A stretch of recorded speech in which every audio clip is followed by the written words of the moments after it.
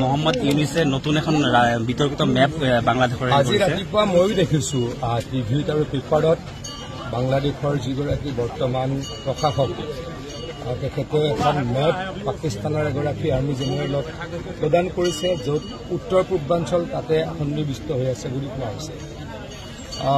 এইটো অত্যন্ত গৰ্হিত কাম। কোনোপধ্যে তেওঁলোকৰ এই সপোন কেতিয়াও নফলিয়াব আৰু ভাৰতবৰ্ষৰ সাৰ্বভৌমত্বৰ লগত কোনো ধৰণৰ আমি কোনোৱে কম্প্ৰমাইজ নকৰোঁ। তেখেতলোক সতৰ্ক হৈ থকাটো ভাল। ভাৰতবৰ্ষ সকলো দিশৰ পৰা আজি বহুত আগত আৰু প্ৰত্যেকজন অসমীয়া প্ৰত্যেকজন উত্তৰ পূৰ্বাঞ্চলবাসী গৌৰৱী ভাৰতীয়।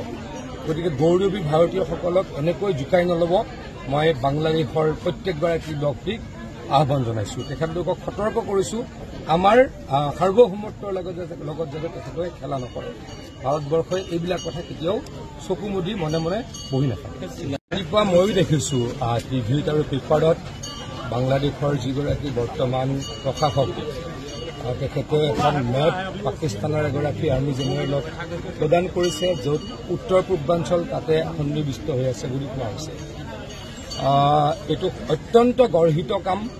কোনোপধ্যে তেওঁলোকৰ এই সপোন কেতিয়াও নফলিয়াব আৰু ভাৰতবৰ্ষৰ সাৰ্বভৌমত্বৰ লগত কোনো ধৰণৰ আমি কোনোৱে কম্প্ৰমাইজ নকৰোঁ। তেখেতলোক সতৰ্ক হৈ থকাটো ভাল। ভাৰতবৰ্ষ সকলো দিশৰ পৰা আজি বহুত আগত আৰু প্ৰত্যেকজন অসমীয়া প্ৰত্যেকজন উত্তৰ পূৰ্বাঞ্চলবাসী গৌৰৱী ভাৰতীয়।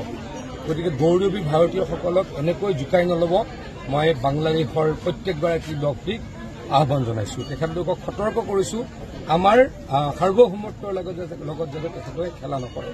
ভাৰতবৰ্ষই এইবিলাক কথা কেতিয়াও চকু মুদি মনে মনে বহি নাথাকে।